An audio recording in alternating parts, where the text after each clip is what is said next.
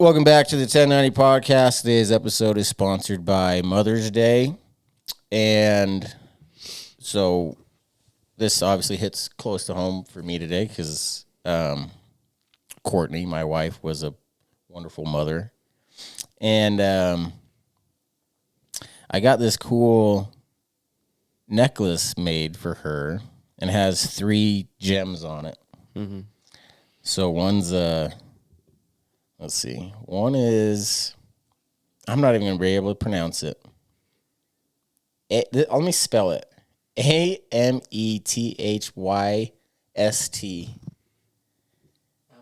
Amethyst? Thanks, Ryan, with the assist. I think so. Amethyst, that means spiritual healing, calmness, love, and wisdom. So Kortni was a wonderful nurse, and she was just caring, loving mother. And it's weird because the 1090 thing that we have going, we kind of breaking it into 3 parts right now. And one of the main parts we have is we is greater than me. And my wife, Kortni, like did that, dude. Like as a wife, as a mother, it was like never about her. She was so good about just genuinely loving her kids and me more than herself. So I got the purple one. And then I got the pink one, which stands for, well, let me tell you what it is. Is it Road Night? I don't even know, dude. Rot. I have like a crack in my phone right where it's spelled. Okay, here we go. Here's another spelling. RHODONITE.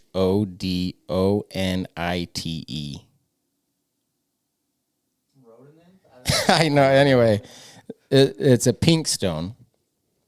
And the stone stands for compassion, emotional balance, clears the emotional wounds and scars from the past, and that nurtures love. And then the last stone I got was the red one, which is not on here, so I can't even tell you what it is. But from memory, the red one stands for like perseverance and not giving up type of thing. So those are the 3 stones I got for Kortni on that necklace that represents her. And then I got a matching bracelet to go with it. Isn't that cool? Yeah, that's cool. So Blue and I, we're going to go visit the grave, put the necklace on the grave and talk about it a little bit. But, we live in a weird time where it's like the feminist movement. And I get it. Like girls are more than just their body and they can be the CEO and a lawyer or like whatever, go travel the world. Mm-hmm. But dude, like being a mother is awesome, and the world needs good moms. And so happy Mother's Day. And then I also want to give a shout out to my own mom. I have an incredible mom. I don't know where I'd be without her. And then I have an incredible mother-in-law as well. So I've been lucky to be around some wonderful mothers, and it means a lot to me. So thank you, and happy Mother's Day to everyone.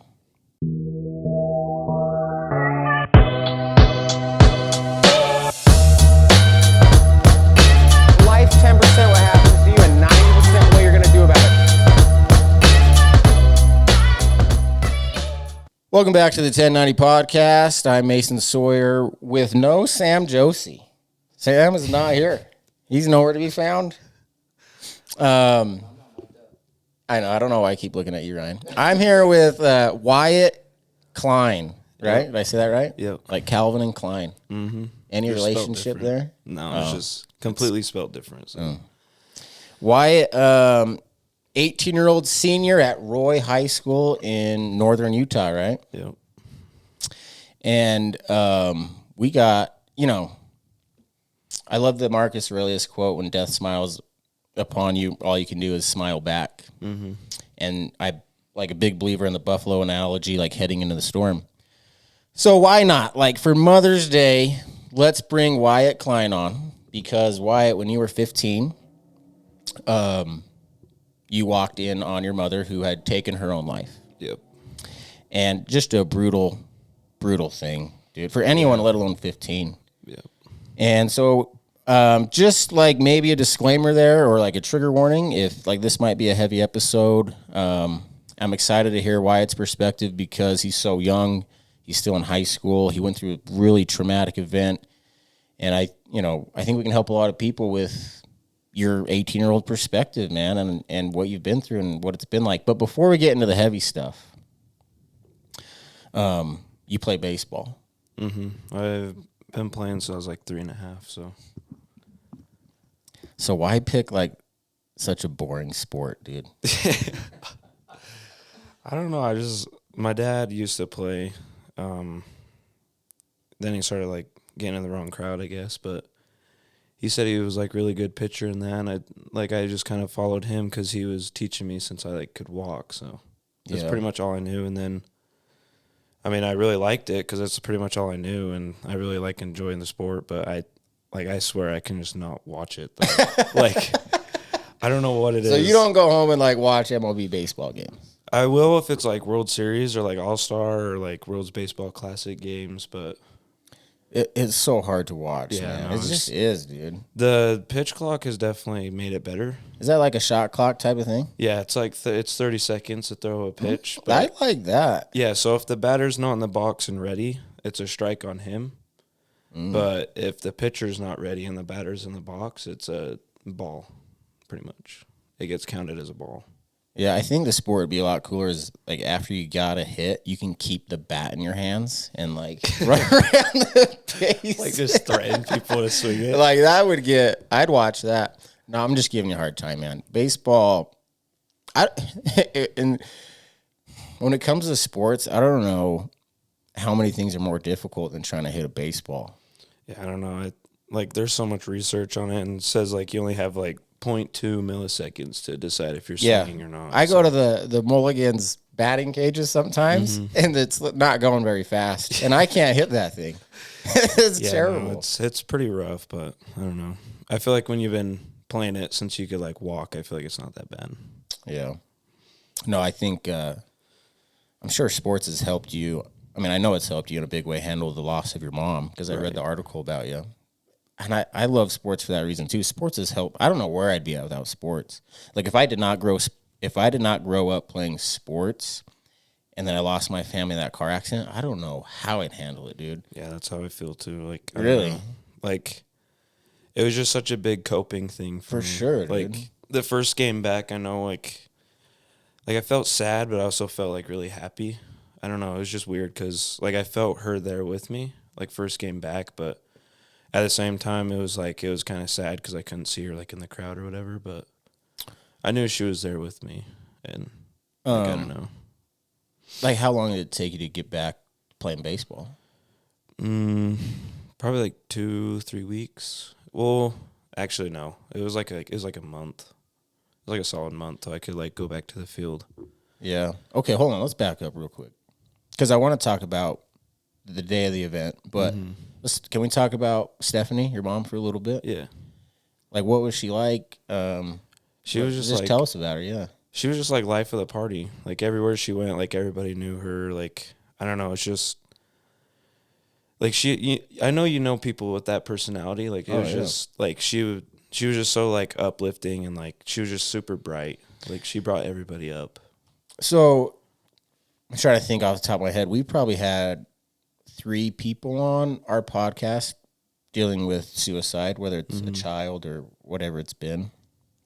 And they all say similar things like happy people, man. Like, yeah, it's weird. Did you know she had issues? Did you see it coming at all? Was it complete shock? I mean, so like 2 years before she got like this infection in her eye and nobody knew what it was. Like she went to dermatologists and everything. Nobody knew what it was. Like I think it was in like her, what is that called?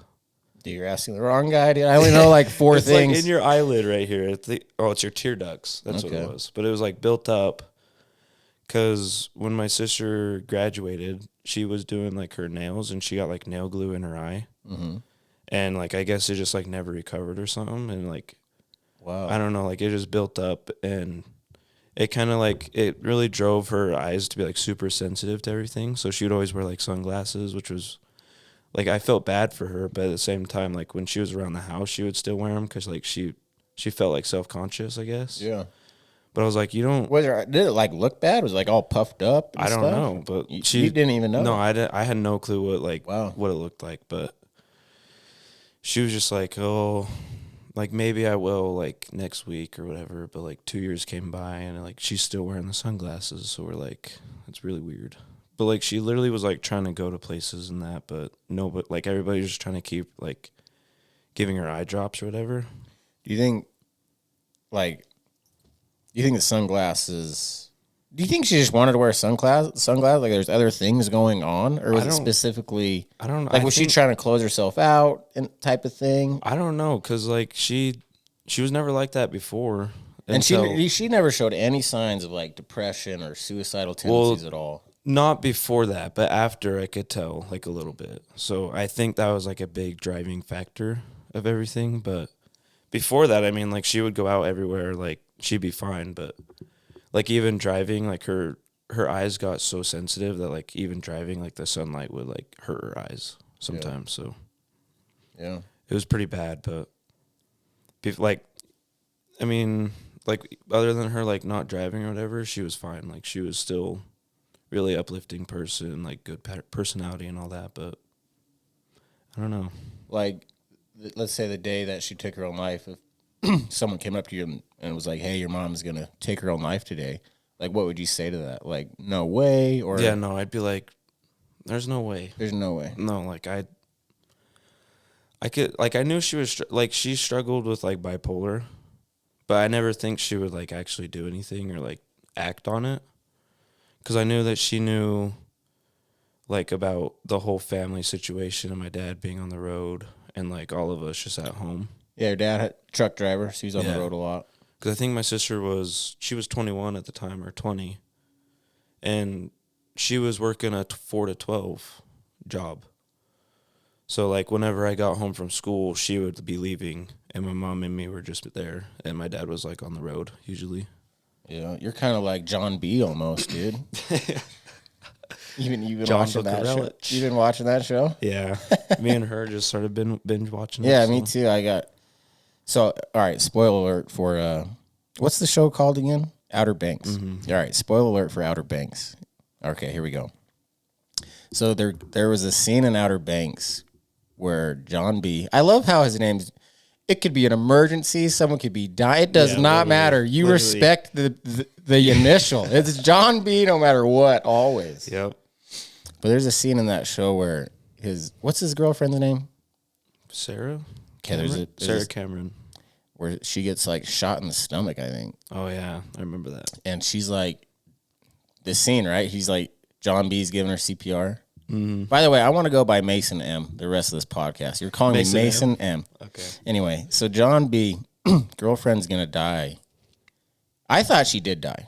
Like she looked like she's gone. I think we all did. And dude, like, I had this moment in this show. I'm like, this is gonna be a good show. She's dead. And then she comes back to life. And I'm like, damn it. Like, this is bullshit. Like, have you heard about the conspiracies of like his bandana or whatever? No. Like with the whole cross thing. I guess people are saying like the actual treasure that's like in the cross is his bandana.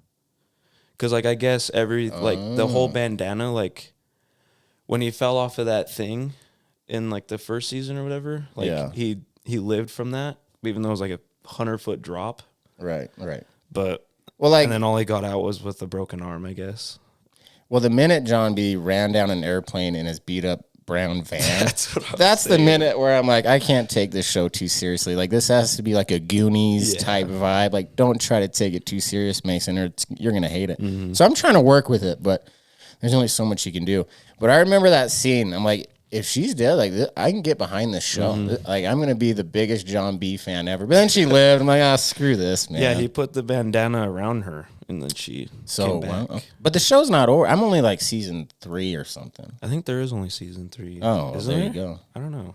I think it's only 3 seasons. Yeah. I know they're coming out with another one. I don't even know how we got into the Outer Banks conversation, but I don't know either. Let's get back to the very serious, sad, heavy conversation of your life. So, okay, your mom showed no signs, and this is a weird thing with mental illness, and it's a weird thing with, me, like, because I appear happy. Mm-hmm. You know what I mean? Yeah. And like, what about you, dude? Like, I'm sure you got some demons, but I'm sure you put on the happy face and, you act fine, but you're not fine. It's like some days is like, it's really hard to like just get out of bed. Yeah. But like, there's like at the same time, like I'm just like in the back of my head, I'm like, well, I have school, I have a life, like I have a girlfriend, like I have all these responsibilities I need to get done. Like the day is still going to go on. So yeah, the world's not going to stop. So you got to keep going. Dude, I'm just reading this article that was written about you, and I kind of just highlighted some things. This is one that I really liked. It said, and I'm kind of just jumping in here like mid paragraph, so it might be confusing at first, but it says, after that, I was just kind of telling them to just keep it normal. So this is you speaking. After that, I was just kind of telling them to just keep it normal. I don't really want everybody around me asking me if I'm good or whatever, because obviously I'm not. Yeah, I mean, I feel like that's number one thing people ask. Like, you know what I'm saying? Like, whenever, like, people come up to you or whatever, like, right after they're, like, I'm pretty sure you've gone through this, too. Like, everybody just, like, immediately was like, well, how are you holding up? Or, like, how are you? Yeah. Like, what do you want me to say? Yeah, especially, like, when it's, like, literally, like, first time they see you since the incident. And it's like, what do you think? Yeah. I think in their defense, though, like, what do you want them to say? Like, there's really nothing good to say. Now that I know, I don't think they're trying to piss you off. Right. I think that they're just like kind of just checking up on you. Yeah. But like, now that I've been through it, like, if I ever come to somebody like in that same situation or like somebody that's lost somebody, I'd be like, hey, just so you know, I'm here for you. Yeah, I'm with you. Like, I feel like that would be like a lot better than saying, how are you? Because then it just brings back all the memories. And it's just like, my favorite one is, I'm sorry. And I'm here for you. Right. I think that's just about as good as you can do. Yep. And then I think after that, you just show up like, hey, I'm here. Where do you need me? Exactly. But no, I think that was well said by you. Like, do you ever get tired? Does it ever just wear on you? Like, I've had the happy face on for 3 days in a row. I just want to take it off and cry today. Like, do you ever do that? Or this happened 2 years ago, right? Yeah. So which is not that long ago. Like now, I guess I don't really, like, there's some days, like, every here so often or whatever, like, I'll just be, like, walking through the house or something, and, like, a good memory passes by, and I'm like, oh. Yeah. It just hits you. Out of nowhere, dude.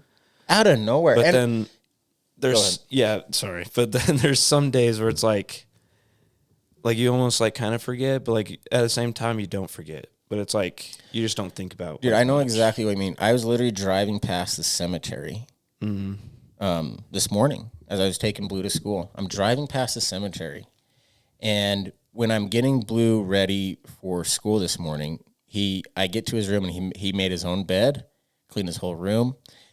And it just reminded me so much of my son Riggins that passed away. So I'm driving to take Blue to school, and I'm thinking about Riggins. And I'm driving past the cemetery, and I usually always look, blow him a kiss, something. I'm driving past the cemetery, and I kind of forget about the cemetery. Right. And I feel so guilty. I'm like, how did I forget? And I'm like, oh, I was literally thinking about Riggins. But I know what you mean. Like, it's weird because, like, it's kind of like they're always on your mind all the time that you just get so... It's kind of like you have, like, an uncomfortable feeling, like something's touching your body, but no one's told you about it yet, so your mind's not focused on it. And then when they tell you about it, you're like, oh, yeah, that is, like, uncomfortable. Exactly. It's kind of that type of thing. It's always there, though. Yeah. I want to talk about, like, your 18-year-old kid. And dealing with obstacles and trauma is really difficult, and it can get frustrating with other people because you're hurting, and you want people to know that you're hurting, but you also want to appear strong and have a good day. So it's almost like you're damned if you do, damned if you don't, because if you have a good day, you might have some buddies be like, oh, he didn't even care about his mom that much. Like, he's doing fine. And it's like, dude. That's what I'm saying. Like, shut the hell up. Exactly. Like, you know. But then if you have a bad day, it's like, this guy can't handle it. Like, you got to move on. You got to keep going. Exactly. So, like, what do you want me to do, dude? Yeah, Pick one. Yeah, I've ran into them situations before. Like Super people frustrating. like it, especially like in high school, is rough because people, there's always them kids that want to be like a scum or whatever and like talk smack or whatever, like about your dead mother, and it's like, What a terrible thing, dude. exactly. It's like, what do you get out of that? Well, how do you handle that situation?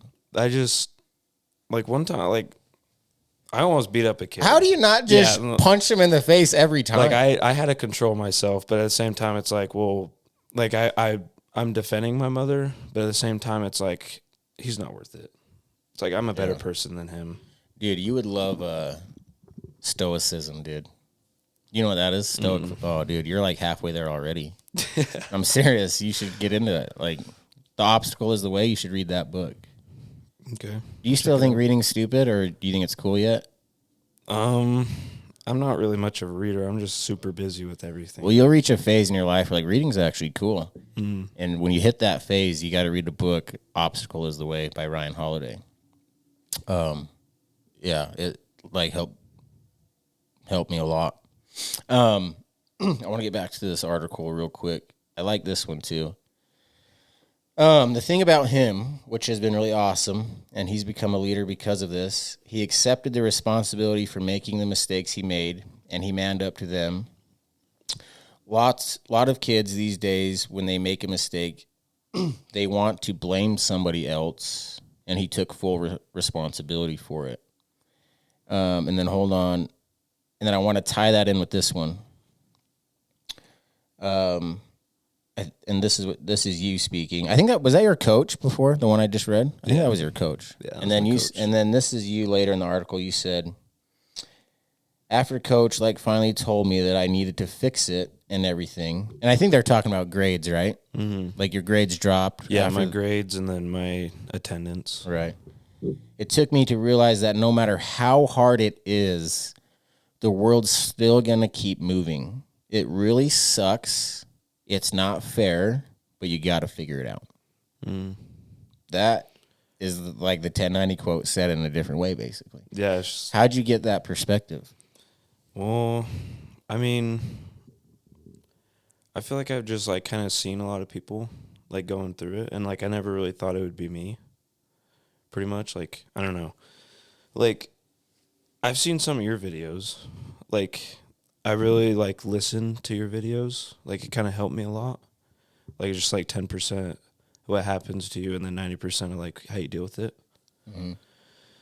Like I just kind of took that all in. And I was like, that's like really true. Like it's just like everything you do has a consequence, pretty much. So it's like if you don't get out of bed that day because it's too hard, then you miss school, then you miss your work, or like if you don't go to baseball, then you get your coach on your butt, and then you won't be able to play or whatever. So it's like you just got to get through it. Like it's rough, but at the same time, it's like that person that you lost wouldn't want you to just sit there in your bed just grieving the whole time. Dude, I think that, and that's what gets me out of bed. And then I have a good day, Wyatt, and then it's like, oh, you're a piece of shit. You shouldn't. Why should you be happy? And then I fall back down. That's how I felt too. But did you say that's how you felt? Like past tense? Like, do you not feel that way anymore? There's sometimes I do, but at the same time, it's like, I know my mom loved me, and she would have wanted like the best version out of myself 100% of the time. So it's like, she took her own life because she felt like that was the best thing for her, it's kind of selfish, but at the same time, you kind of have to go through like what their mind was probably, because like I kind of picture her mind was probably full of pain, and like it really sucks, but at the same time it's like I'm glad that she's kind of done suffering, and I'm hope that she got what she wanted, but at the same time it kind of sucks though because she left all of us behind. You ever get like, because for me I just flip through all these different emotions all the time. You ever like mad at her? Like, why'd you like, or did you have to forgive her at all? Maybe. I say like the first couple weeks I did, and then I kind of like started understanding, like why she may have done it or whatever. It still sucks, but at the same time, Dude, you why? kind of You're gotta. like, for being 18, dude, this is incredible stuff, honestly. Like, I mean, it's just I don't know. Like I don't know if I just see stuff different you than other do. people, You but do. I don't know. That's just But how I pain, feel. I mean, pain is and obstacles, trauma. It's one of the best teachers. It's one of Yep. like if you want to get tougher, if you want to get smarter, go through hell. Exactly. And I think you're a prime example of that because I think most 18-year-olds would not be saying, you're kind of shocking me a little bit right now. We're kind of doing the 1090. We're kind of doing an opposite. We're kind of talking about your 90%. Really didn't talk about the 10% yet, but I just want to talk. I want you to talk about the day of the accident. But before we do that, us talking about what we were just talking about reminded me of Robert Frost. Your quote reminded me of this. So Robert Frost, he has a famous quote that says, I'm going to butcher it, but something like, after all I've been through, I can tell you what I've learned in 3 words. And the 3 words are, life goes on. Mm-hmm. And which is cool, but a lot of people don't know Robert Frost. So this is Robert Frost real quick. Lost his father when he was 11. Mother died of cancer when he was in his late 20s. His sister had to be committed to a mental hospital where she died 9 years later. Robert married his wife Eleanor, and they had 6 children. Their son Elliot died of cholera. Their daughter Carol committed suicide. Daughter Marge died from a fever. Their daughter Eleanor only lived for 3 days after her birth. Wow. Yeah. Guys surrounded Wow. by it. That's Robert Frost, dude. So when you read Robert Frost quotes, like, you need to know that. So, okay, so let's revisit those 3 words. That dude been through all that. And what does he have to say? He doesn't say I figured anything out. He doesn't Right. say here's a list of answers, like I can solve all your problems. What does he say? Life goes on. Mm-hmm. And so what that means is, for me, for you, for everyone, because we're all going to experience pain, Right. is what are you going to do about it? The sun's going to come up tomorrow, probably. So what the hell are you going to do, man, with that pain? Are you going to let it cripple you and ruin you? Or are you going to let it build you up and help other people with it? You just gotta deal with the demons. You gotta learn how to get rid of them your own way. Like, it's just, I feel like nobody really has answers because I feel like everybody handles everything differently. Like, I feel like everybody, like, grief is weird.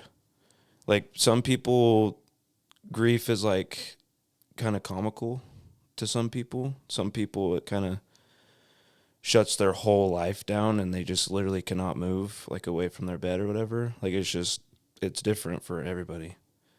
Like, for me, it was kind of a motivator because, like, I mean, I was really sad, obviously. Like, I mean, how could you not be? But at the same time, it's like, well, I know my mom wouldn't want me just to keep going down a wrong path, or, like, she would want me to be the best version of myself, like I said before.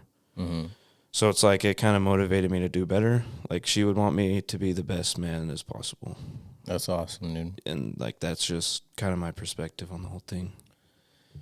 Yeah, we did a podcast with this couple, Cade and April. We actually did 2 podcasts with them, and we had technical difficulties both podcasts, believe it or not. So we never got to post their episode, which sucked because I loved it. Right. And one of the things they talked about was April, who lost her husband, had this really cool perspective of, like, losing her husband was the worst thing, but it was also the best thing. And it helped me so much because before we had that podcast with Kate and April, I became really good friends with this guy named Craig in Australia.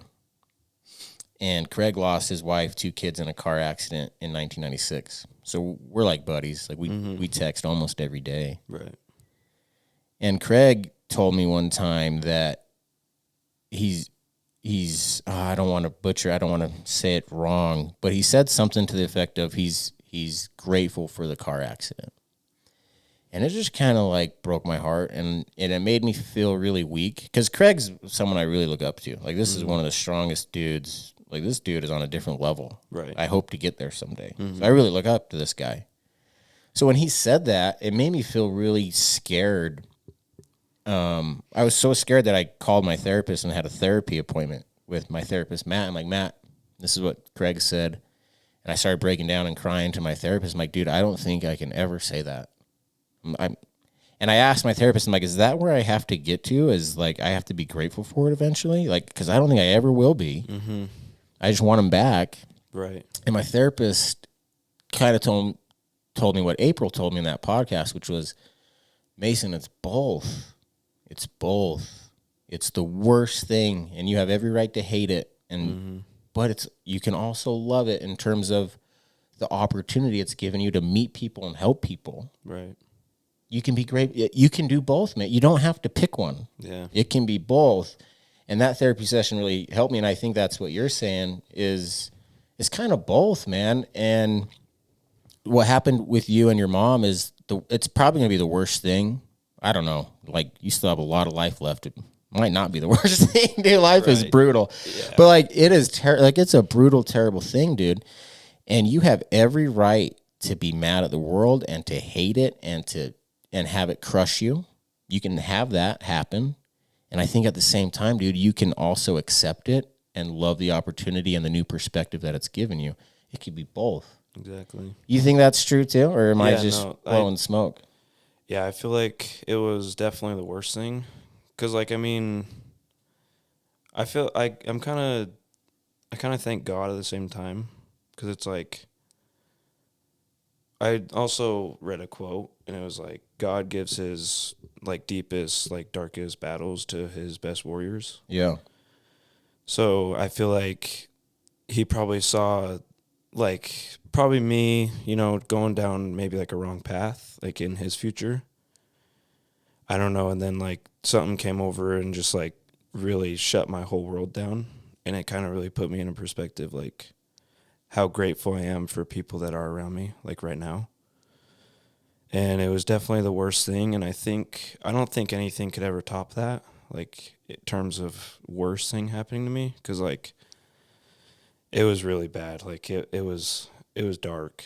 So let's talk about that day. If you're comfortable, can you tell us about that day? So it all kind of started, like, the night before. So it was just like me, like, all of us were at home, and then my sister, I guess, got, like, a new phone, and she was saying that it wouldn't work. So that, like, she got a new phone and she didn't, like, swap over the SIM, or there was, like, a problem with it. Like, she didn't have any service to it, so she literally couldn't do anything on her new phone.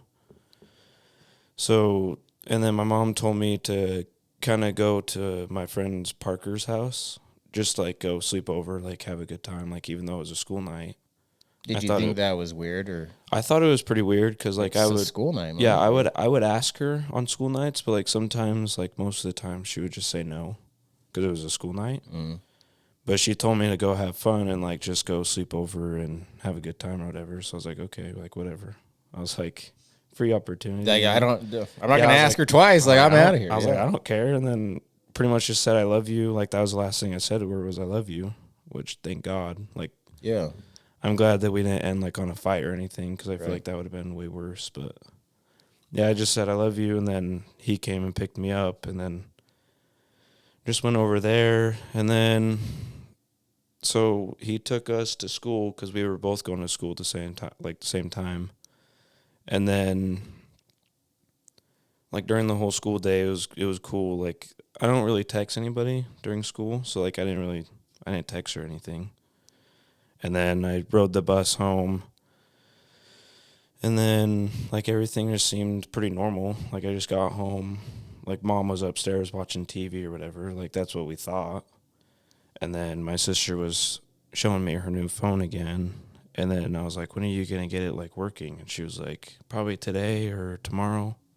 Like, just whenever AT&T can do it. Yeah. And then, so then she left to go to work because her 4 to 12 job. And then, so it was just like me and my mom, supposedly my mom. So I was just like upstairs doing whatever, and I could hear her TV on, and like her light was on, so I didn't think anything. And then I was like taking a shower or whatever, and then after the shower, I was like texting her. I was like, "Do you care if I go to the park and just like hang out?" No response. So I like called her, no response, and then texted her again. And I was like, "Hey, are you okay? Like, just text me whenever. Like, can I go to the park?" Still no response. Like after like 20 minutes. So I'm just sitting there like playing Fortnite or whatever. I don't even know what I was doing, but I was just playing Fortnite, and then I was like, "This is really weird." Like she would have texted back definitely. Like she's just in her room. Yeah. And then kind of started knocking on the door. There was nobody, like nothing answering, and then like still continued to knock because I thought she might have like been asleep. And then no response still, and then I was like, okay, I'll look under the door. Like if I see blood, I'm not going in there. Like I kind of, So you kind of knew something was up then. yeah, If like you were I, thinking about blood and stuff. well, it was Like you knew this wasn't good. Yeah, no, it was just really weird because like I knew she would have because like sometimes she would play a joke. Okay. Like she wouldn't joke about like any of that. I She like would that. I she like would just jokes. joke about like not responding. Like she'd be like, "Hey, just kidding," you know, like I'm here. But there was none of that, so it was like really weird. And I was like, okay, so I'll just look under the door. And I was like, if there's blood, I'm out. Like I'm not doing that. But then I kind of just like saw her foot, which was really, it was really hard. Like once when I saw the foot, I kind of just knew. Like it was scary. What did you know? Like I knew it wasn't good.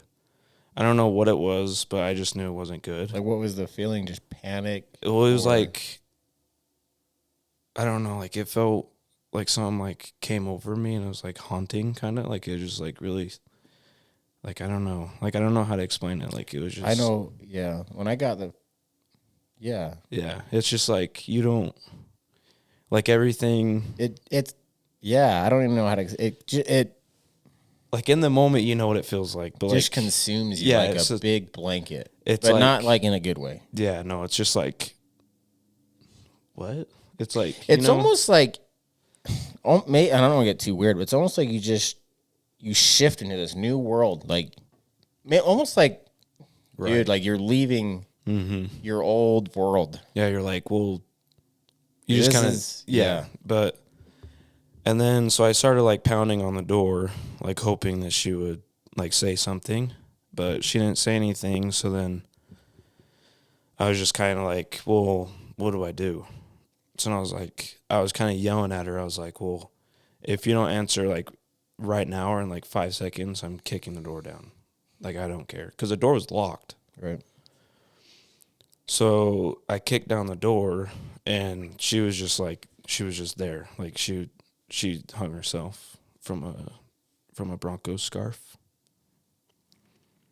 I'm so sorry, dude. It's all right, but she was just like there on. It was her bed frame that she was doing it from. So. And then I kind of just like stepped back, and I was like, just looking at her. I was like, I just couldn't. I didn't think it was real. Did you like go up to her, or did you just call the cops at that point? What? Well, the first thing I did was call the cops, and they were like, well, what's your name? Like, where do you live? I was like, my name's Wyatt Kline. Like, I live at ... you know. And What's your composure like? Are you crying, no, screaming? Are you in shock? I was just like I just remember myself like just sitting there, and like I was like dry heaving, and like also tears were coming down my face, but I didn't feel like I was crying. Like it was weird. Like it was like a really panic cry. Like it was like the worst cry like imaginable. Do you so that moment that you're describing, do you have like panic attacks like those now? Like late? No. Like, I've never had like a panic attack or anything like that. Like it's just like whenever like I get down in the deeps or whatever, like whenever like it just comes over me and I have like a bad day, it's just like I just start crying. like, it's not like a bad cry anymore, but like before, it was like a really, really like deep cry. And you're like, you're making noises that you don't even like, knew you could make. Exactly. But now, and you're not even in control of it. Yeah. But now it's just like kind of just like teary eyed because like a song comes on, like their favorite song or whatever, and it's just like, yeah, you're at the bowling alley, boom, failing. You're like, oh shit. Exactly. Or like, I don't know, but sorry, I kind of got off topic of the story. That's my bad. I ask stupid questions sometimes. Good. So I was just like dry heaving, and it was just like worst cry ever, right? And they were just like, well, is there a knife near you? And I was like, no way. I was like, no way they're about to ask me to like do something, like cut her down or whatever. And then I was like, yeah, I can get one. And they were like, first of all, they were like, can you go look at her face? Like, can you go like just look at her face, like see what she looks like? And they're doing this in hopes to maybe still save her, maybe? Is that what you think they're doing? Like, immediately I knew because, like, her fingers and, like, her toes were, like, purple. Yeah. And, like, I don't, like, that just kind of, like, meant, like, all circulation was just lost. So I went to the front of her, and I was like, I couldn't even really recognize her. Like, it was bad. Like, I was like, no way that's her. I'm so sorry. This is messed up, man. I know. It was, I really wish the cops didn't make me, like, do any of that. But, I mean, it's kind of like their procedure or whatever, I hope. But they were just like, go get a knife. And I was like, okay. So then I go back up to the room, and they're like, we need you to cut her down. And I was like, I don't know if I can do that. Like, I literally said that. And they're like, well, we kind of need you to do it, like, just in case if she's still savable. And I was like, well, she's literally like, you know, you can tell, like, she's long gone. Like, there's no way. But they still made me do it. And then right after that, I literally just, like, as soon as I, like, saw her fall or whatever, like, it was just, like, nothing. Like, I just dropped the knife and literally just ran out the house. Like, I couldn't do it. And then we had a dog, Elvis. He was, like, my mom's dog. And he just kind of, like, just laid underneath the bed, like, the whole time. Because he was, like, pretty sure he knew. Like, yeah, he knew. So. You still have that dog? No. So, like, a month ago. No. Yeah. Oh, my God. Like, dude. A month ago. Which is actually, like, another big part of the story, too. Because, like, I felt like that was, like, one of the things that I had left of her. Well, dude, I'm sorry if that question sounded silly, but that, like, I don't know. Yeah, no, it's like, it's not like that was an important question. I felt like that dog's a big deal. You guys that's not your fault. And now you're about to tell me the dog died. Yeah, it was bad. So, like, we're all just sitting there hanging out. I'm up in my room, and she's, like, doing her hair in the bathroom, and my dad's downstairs. My dad was at home at the time, and he's just, like, doing bill work or whatever, like, just, like, you know, doing bills. And all of a sudden, we all hear, like, this yelp. And we're like, what? And then all of a sudden, we just see, like, this white lab, like, literally just, like, mauling our dog. God. And he's, like, literally just, like, throwing Elvis up in the air. Like, we're all just like, what is happening? So then we go out back, and, like, my dad was, like, about ready to snap this other dog's neck. Like, I would have. Like, there's no way that dog would have been living. Yeah. But he, like, kind of just drug the lab out of the yard. And there was, like, this huge hole in our fence. So, like, it wasn't even our fault. And the lab, like, literally broke down the fence and came into our yard and, like, just started attacking our dog. Dude, what is it with dogs? And, like, cause, like, you can watch a movie of people just getting murdered left and right. And then the dog dies, and now we cry, and now we're like, oh, not, like, what? Yep. Like, 18 people just died. But then we get to the dog, and it's like, I think it's not the dog. I think it's all because, like, we're kind of used to just seeing people in shows die. Like, it's just, like, we all know it's not real. Not the dog. But then in the dog, it's like how many people on this podcast, like, you're talking about your mother, like, the worst thing, and then we get to the dog, and now they're sad. Like, really, the dog? Yeah. No, it was... Dude, I don't... So has anyone ever told, because I was about to ask you, I don't know how you do it. Is that, people ask you that at all? Like how do you keep going? How do you do it? Yeah, I've also had like my friends come up to me and they're like, dude, if I were in your shoes, like I probably like would honestly take my own life. Like most people have said that to me, but it's like, I get that a lot too. What do you say to them? I'm just like, well, I just kind of look at them and I'm like, no, you wouldn't. Yeah. What I tell them is, you don't really have an option. Like, you don't really have a choice. Yeah, you don't have a choice. Like, what do you want me to do? Exactly. It's just kind of like, it's God's plan. Yeah, like this is, like, I'm in it. Yeah, exactly. I got no choice but to keep going. Yeah, and that's like, always been my response. And it's kind of screwed up for them to say that, because it's kind of like them wanting like attention, I feel like sometimes, like, because people would be like, well, if it were me, and it's like, well, it's not you.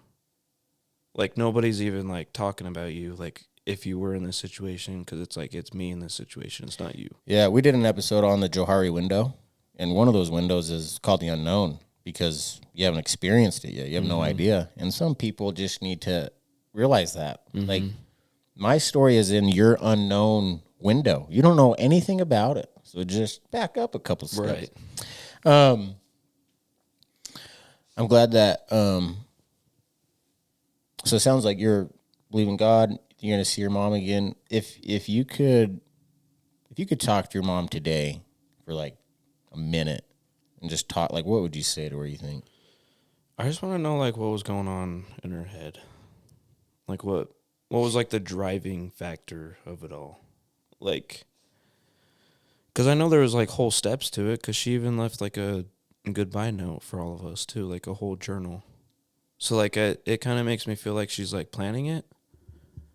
But, like, at the same time, it's, like, I feel like I just want to, like, ask her, like, why didn't she talk to any of us? Like, why didn't she even try? Because, like, I feel like it would have been a lot better if, like, she at least came out to us and, like, actually talked about her feelings. And, like, was actually, like, you know, like, trying. But, like, she didn't even, like, try or anything. Like, nobody knew, like, anything. Like, she was dealing with it by herself. And it was, like, really, it was bad.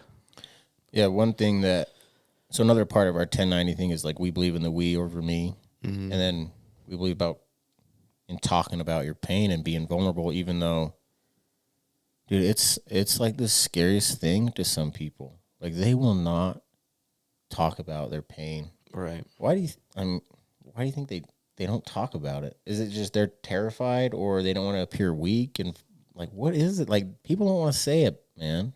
Like, they'd rather kill themselves. Right. I feel like it's a big thing to do with, like, maybe pride. Like, maybe they've built up, like, this whole, like, kind of, like, visual wall of them being, like, the most upright, most uplifting, like, person. Like, people could, like, imagine, pretty much. Yeah. But it's, like, once when it kind of, like, I feel like people kind of think it takes their dignity if they talk about something bad about themselves, like, wear their heart on their sleeve. Yeah. Like, I feel like people would maybe, like, try to take advantage of them because they're, like, suffering or whatever, which is really screwed up, but I feel like that's kind of the truth. And I do think, I mean, I just got done talking about the Johari window, like, the part of the unknown. Dude, like, mental illness is a legit thing. Like, if you have cancer, if you have a cold, like, you need medicine. Like, mental illness, it's not like you just, hey, like, change your attitude, be happy today. Right. No, like, the mental illness is a real thing. Exactly. And when people are taking their own lives, the headspace they are in, we have no idea what it's like. Nope. And I think I've gotten close to that headspace maybe a couple times, but even me, like, we have no idea what they're going through. And I think when I had those types of thoughts, the feelings I was feeling was, I feel really alone. I hurt really, really bad. So I'd love it if the pain would stop. That'd be awesome. I want to see my family again. So if I die, maybe I'll see them again. That'd be awesome. Right. And then you kind of get in this mindset where you truly believe, and you truly believe that your family, the world that you live in, is better off without you. You do. Like, you get in this headspace where, like, I need to be done. And it's almost like we versus me. Like, I think they honestly believe, like, hey, you guys are better on without me here. and it's super dark place.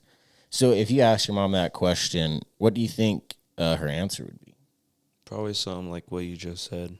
Like that's what I imagine. I mean, like you said, nobody really knows what it's like, so I feel like it's either like something that people might have an answer to, or it's something completely different, like that we don't know.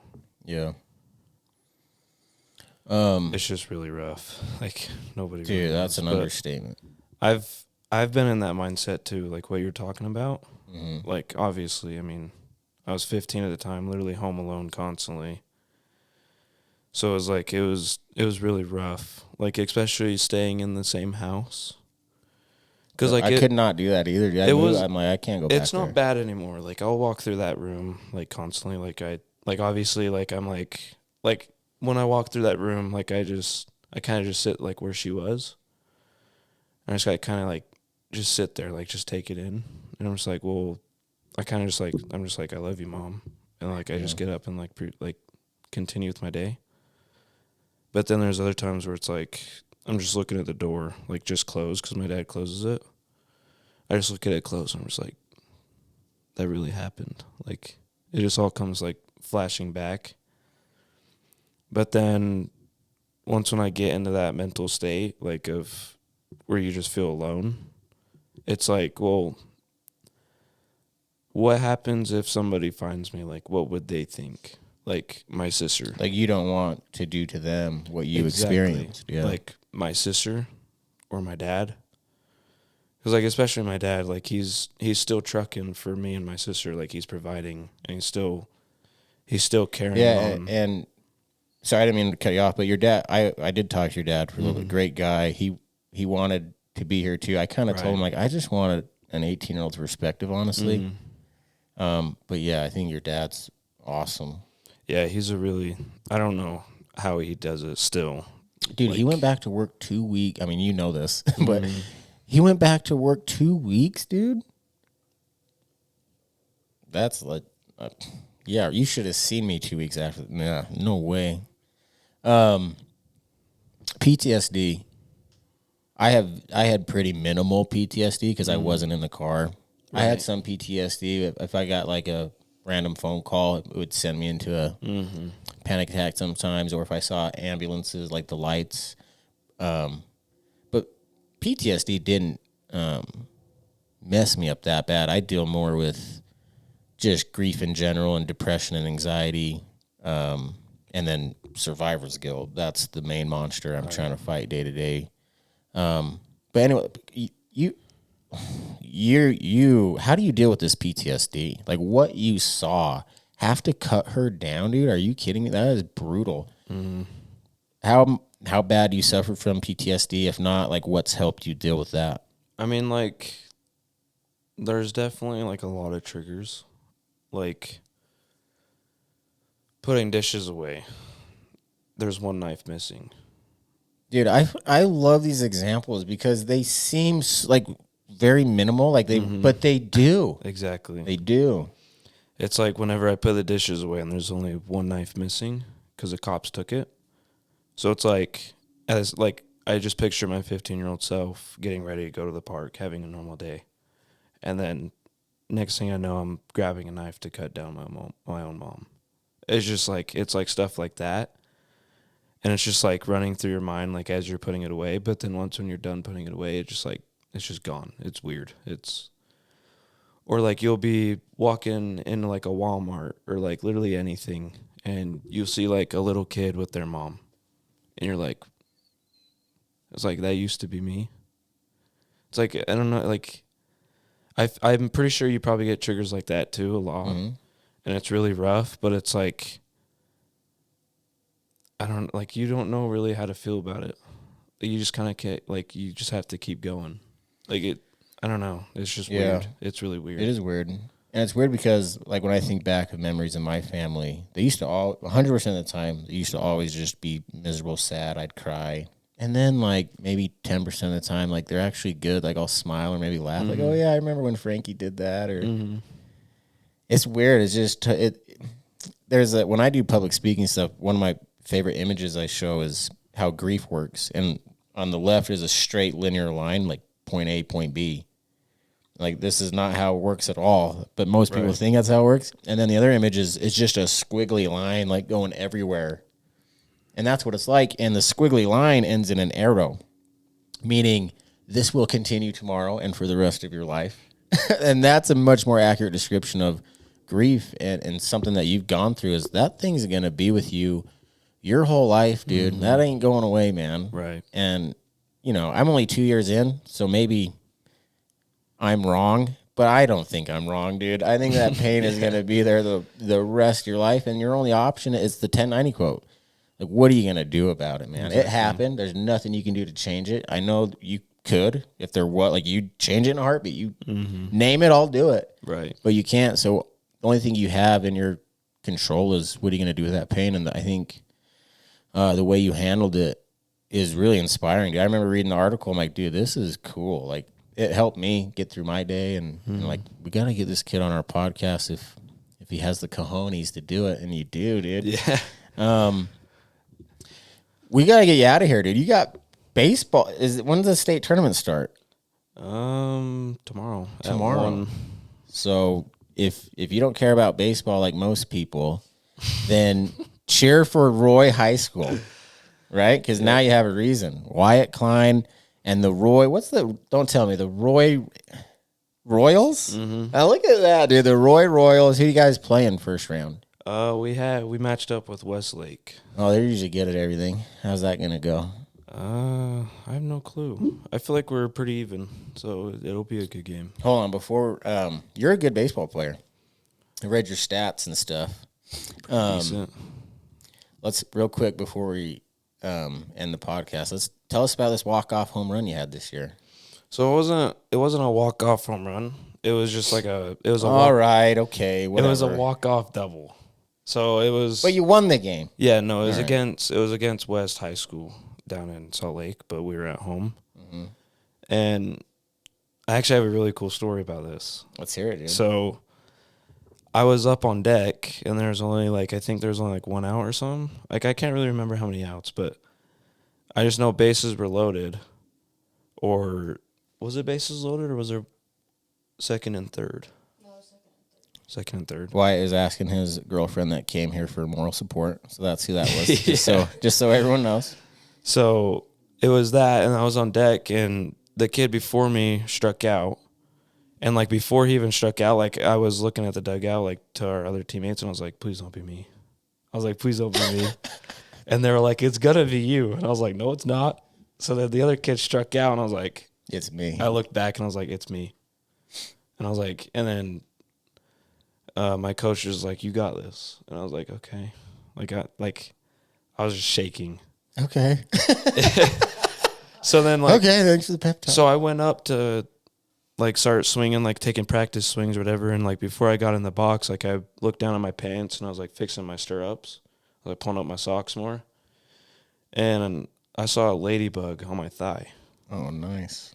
And in my mom's journal, she was saying, if you ever see, a ladybug, because that was her favorite bug or whatever, her favorite animal.